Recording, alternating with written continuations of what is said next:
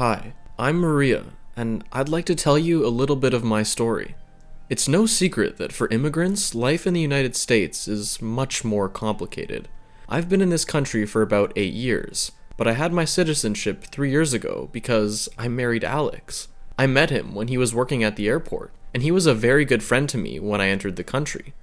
Let's just say that I hadn't done it under the best circumstances, and many would say that I was even an illegal. But I had to do it to get ahead with my mom. I was very afraid of being deported, and Alex helped me through the whole process, even though he says it didn't. That went a long way in his former marriage. Before you label me as a homewrecker, I'll tell you about what's going on. Alex's ex-wife, Rebecca, went to high school with him, and they dated after college. He tells me it was all good at first, but then things took a nosedive because of one simple factor: their child. That's right, Rebecca got pregnant the third time they were together. Alex isn't too proud of that, but it makes me laugh a little, and sad because I feel they were still too young for it. He says they got tied up with the pregnancy, and that's when the problem started. She became more upset, and he, who tried to solve everything with communication, although with a more passive view, succumbed to her nagging. Tells me it got to a point where I could spend a whole day with her, and all she would talk about was screaming and more screaming. I felt caged, and so it went for a couple years, with a wedding in between and a pseudo-perfect married life, which was just a facade to pretend that they were going to start a perfect life. But everything reaches its limit. That's when I showed up. And it wasn't that I decided to intervene in the marriage. I would never do something like that. It was by then, when little Danny was still a baby, that Alex and I met at the airport, when my mother had lost some papers and we were in trouble because they wouldn't let us out of the customs office. It was then that Alex, taking pity on the little brown-skinned girl, as he tells his side of the story, decided to intervene, helping us with other temporary approving documents. We'd made a return trip to Mexico to see some relatives, and when we returned, my mother had lost her passport. But Alex helped us out and even invited us for some coffee, which my mom didn't like because she said that everything was very prefabricated in that country. We exchanged numbers and got in touch. In my defense, he was looking for me, and little by little we became more intimate, to the point where he would tell me about the problems he was having with Rebecca. For the record, I never said anything bad about her to him, as I didn't know the woman, and he would tell me he was afraid of ending up in a divorce so relatively soon after they were married. He said that little Danny needed his mother and father, and he would die if he were to part with his son, so divorce wasn't an option. However, I insisted that he should also think about his own happiness, so I told him to talk to Rebecca so they could discuss their issues. He told me that they'd already tried to do that, but it all ended in yelling. I told him to try again, this time with a new approach. That same night, he told me if he could stay with me, as the fight escalated to the point where Rebecca kicked him out of the house. I couldn't say no when I received him, and since my mom already knew him, she said that the gringo could stay with us. That day, we stayed up late talking, and we laughed a lot, despite the circumstances. He told me that he hadn't laughed so much in years, and that he missed doing it with someone else. He thought he'd never do it again in his life, and I found that situation very sad. When he came back, he told me that he'd been completely honest with Rebecca, telling her that he'd stayed at my house, and that's when the hatred for innocent Mary began. I'm not afraid to admit that I didn't do anything wrong. What was I supposed to do? Leave the guy lying in the street to his fate? I don't think so. I even remember once seeing Rebecca post something about her husband cheating on her with someone from way down south, and that made me feel terrible. Not many people know me here. I've only been working since I got here, and Alex is whom I consider the only real solid friendship I've had, since I don't usually socialize that much. Before it was because of the language issue, but I also think it's because of the different ways of life. I've been very Mexican, Latina, I don't know how to explain myself well. I guess certain values from here don't go with me, and that makes me clash with a lot of people. I'm a hard worker, and I like to keep my relationships straight. So when I notice that someone has a bad perception of me, I tend to feel sad, simply because that person doesn't even know me. That post caused Alex a lot of annoyance, as he had told me that he'd been separated from Rebecca for a while now, but she seemed irritated by the fact that her ex-partner already had eyes on someone, and that wasn't the case at first. Alex is very gentlemanly. It's one of the things I like about him, and he told me at the time that he wouldn't date me until he'd fully processed the divorce with Rebecca. So we decided to take our time. But 2 weeks after the document was validated, we were already going out for drinks at a fancy restaurant, something neither of us had ever done, and we felt weird doing it. But we enjoyed it, and that's what matters. And that's how we started our story together. As for the fact that he was divorced with a son, well, I couldn't care less. I always panicked about getting pregnant, as many of my cousins and sisters would tell me about their experiences, and they were more traumatic than beautiful. Well, my cousin Laura did enjoy everything, including giving birth, but that's because we say she has too high a pain threshold. We're talking about the same girl who at 4 years old fell off the roof of the house and walked away laughing. Anyway, Danny is a sweetheart, a tenderness, a little piece of cotton candy wrapped in caramel. He's a very intelligent and creative child, and I treat him as if he were my own son. I actually have a very good relationship with him. We don't always talk, but he understands the concept that he has his mom and dad, and then there's me. At first, Alex wanted to pass me off as a friend, but my mom and I agreed that this wasn't the case and that we should be direct. I feel that this is very important for any relationship in our same position, and Danny understood that well, although not without as much of a standoff from his mom's side. Let's just say Rebecca hasn't been the best person trying to come to terms with our relationship. Just because we look happier than she and Alex once were, doesn't mean she should sabotage our relationship with Danny. That's right, she's become a rock in our shoes when it comes to Danny's parenting. Alex has always been diligent and on time with his child support payments, so I don't see the need for her to always ask for extras for Danny's school. On one occasion, she said she needed an extra $30 for glue pots that she'd been sent to ask for the child in class. I ask, what kindergarten project needs that much glue? Another time, she asked Danny to stay with her for the weekend because of some meetings she was having with her aunts, and Alex wasn't too happy about that. Alex has a big heart, and if there's anyone he loves more than me or his mother in this world, it's his son, so he values his time with him very much.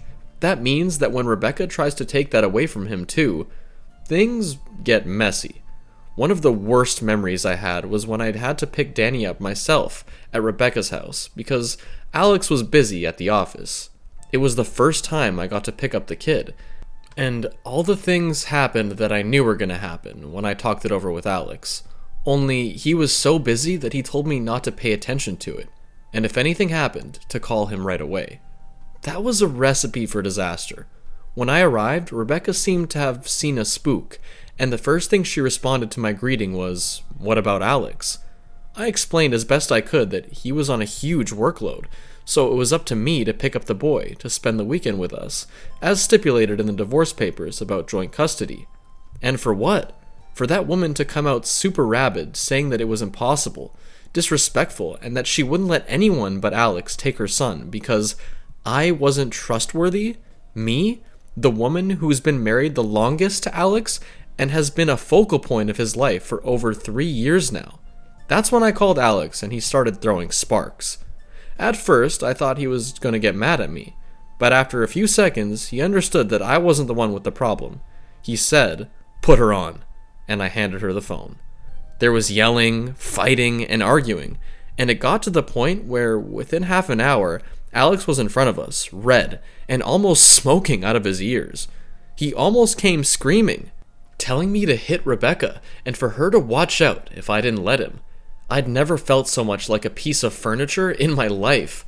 I had to watch the poor boy walk beside me to the car, while his mother kept saying I couldn't take him. "I'm in front of you, Rebecca. What's your insistence that he can't go with Maria?" Alex was saying. So we went to the car to wait. Poor Danny asked me why his parents were fighting, and with my best comforting face, I told him it was between them. but it was really about who wanted him more. It was lucky he stayed in the back seat because he didn't see me crying in the passenger. I felt like an invader, even when I'd done nothing but love a man. My mother used to tell me to be careful with her past, but I decided to put myself before that, and now that grace was taking its toll on me. I love Danny dearly. As I say, he's a bright boy, and even though I still feel young, I treat him as if I gave birth to him, and I know he loves me dearly just the same. His mother sometimes puts bad ideas in his head, which we have to deal with. But I try to be the best person and lead the child on the path of good. Alex always tries to find some time to be with the little one, but there are times when I feel him quiet down because of the constant conflicts with Rebecca. Throughout our lives, we've seen stepmothers as abhorrent and despicable beings who were only interested in making life miserable for their partner's children. But nothing could be further from the truth. I plan to give that child all the affection he deserves, even making up for his parents' constant yelling. My mother admires me a lot for that, saying that she wouldn't last in a relationship as chaotic as that. We both know that Alex isn't to blame for that, and that leaving him because of that situation would be very hard on my part. I only got this far writing my situation to show you a little bit about the different realities that exist in this world.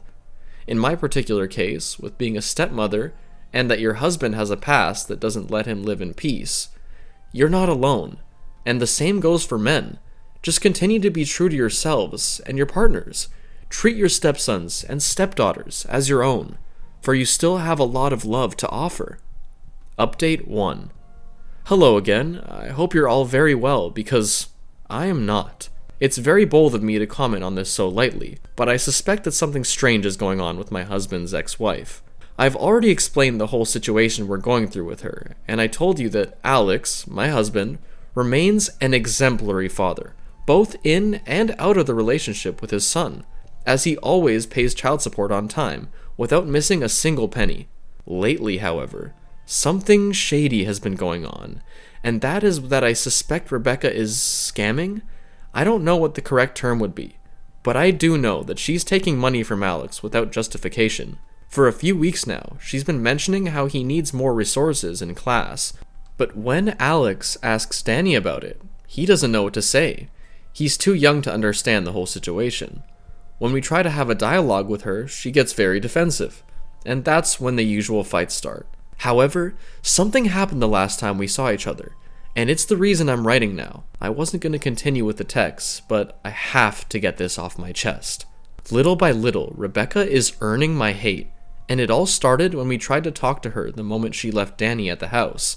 After so many conflicts with me picking him up, she started leaving him at the door of our house, asking for Alex. When he showed up, she told him they needed to talk. They went all the way to the kitchen, while I started to take Danny's toys out.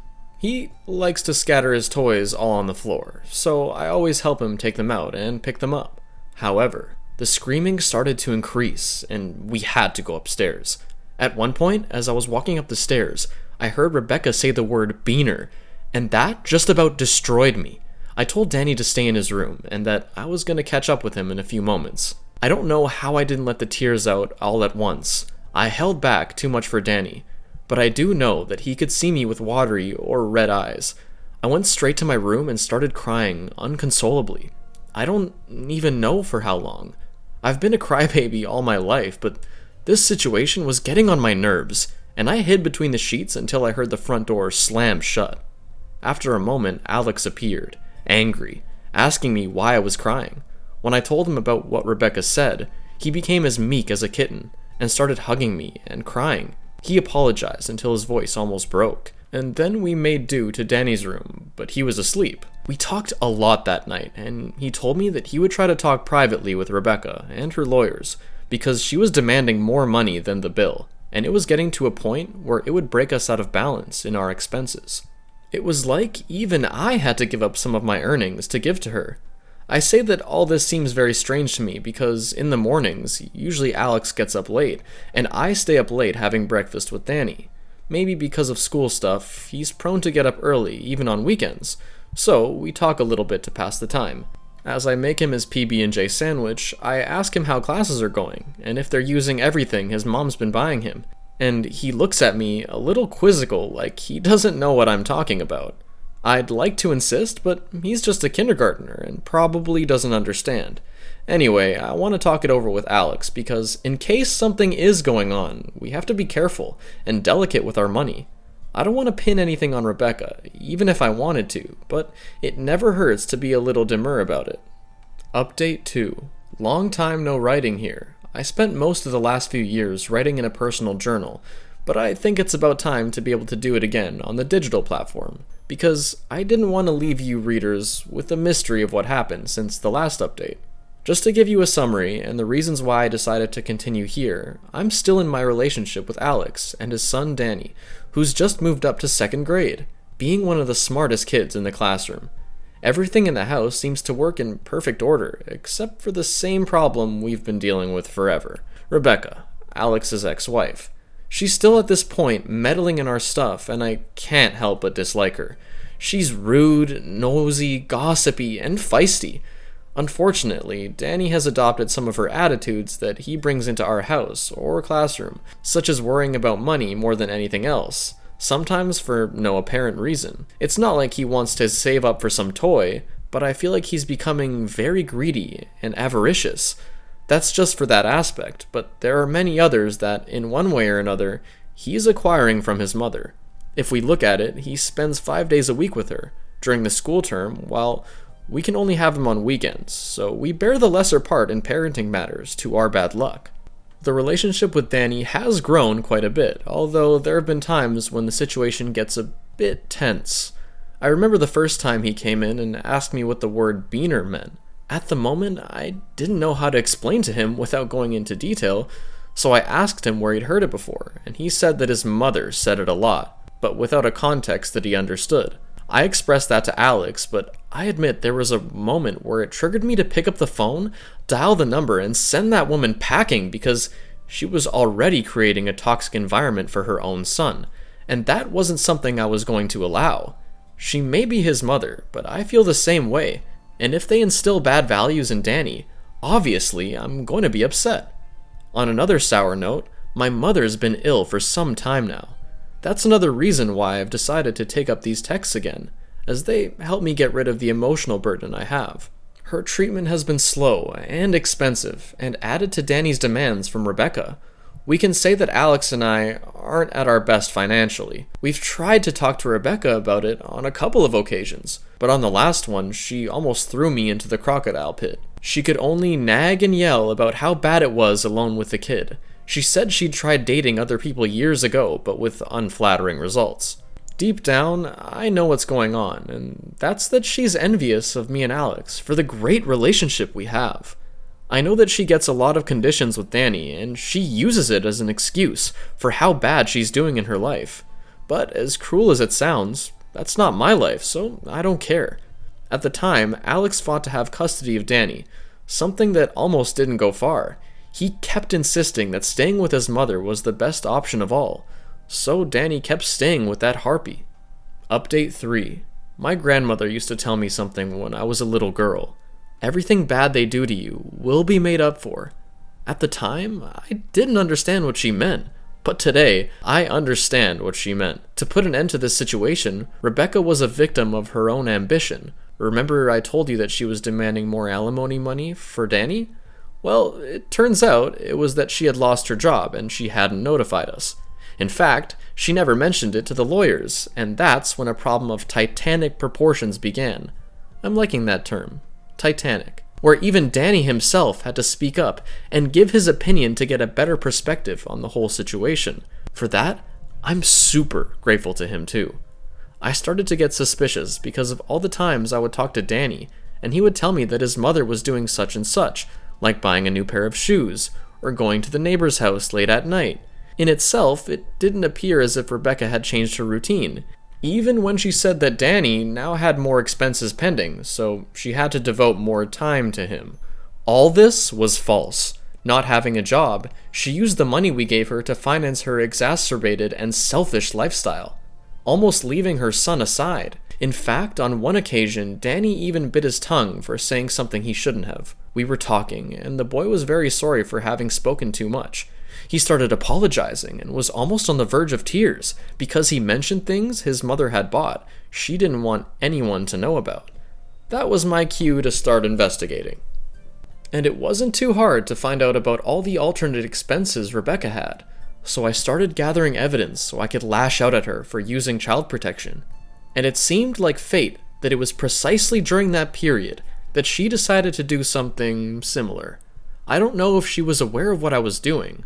Rebecca initiated conversations with child protection, saying that the way Alex and I were raising Danny was negligent and not at all adequate. Those were the days when Alex was in a rage, and whole weekends were passing without us being able to see Danny. And the most satisfactory solution of all came from the party that had generated all the conflict. Danny. I mean, Danny, who's grown up and understood a bit more about the situation, and beyond picking sides, he sees things clearly and wasn't afraid to speak up at the time. When child protection started to look into the matter, beyond seeing negligent attitudes from me and Alex, they started to question Rebecca, who had a lot of explaining to do. It was then that they sat Danny at a table to interrogate him without the influence of any of his parents. I have to say that it gave me a pain to imagine him in that situation. If when I was traveling to the country I had to go through similar scenarios, at least I was already of age. The boy's only 7 years old, and to think that he has the burden of a neglect case on him, well, let's just say it's not easy. He was told to put his mind at ease and tell what it was like to live with each of his parents, about what his mother was like during the week and his father and stepmother on the weekend. Danny gave a lot of detail, and although he was a bit withdrawn at first, who wouldn't, for in his position, he didn't hesitate for a second to say that he preferred our company to his mother's in the house. Child Protection did a counter-investigation where Rebecca now had everything to lose. At one point, one of the co-workers told me that if she hadn't started that quarrel, she might have continued to get her way. That's why I say her ambition drove her to ruin. While she pleaded her case and was given a temporary job, she'll still have to pay a fine, which, while not as costly, isn't as painful as her next penance: losing custody of Danny. In subsequent investigations, it was shown that she wasn't only unfit to support her son, but that she shouldn't have had him in the first place. I may feel a little bad about all this, but after talking it over with my mom, I feel it was the best decision. I gave several strong testimonials as well, and perhaps the biggest one was the use of derogatory terms towards me, and how Danny might learn them in the future. Oh, and before I forget, my mother's feeling better.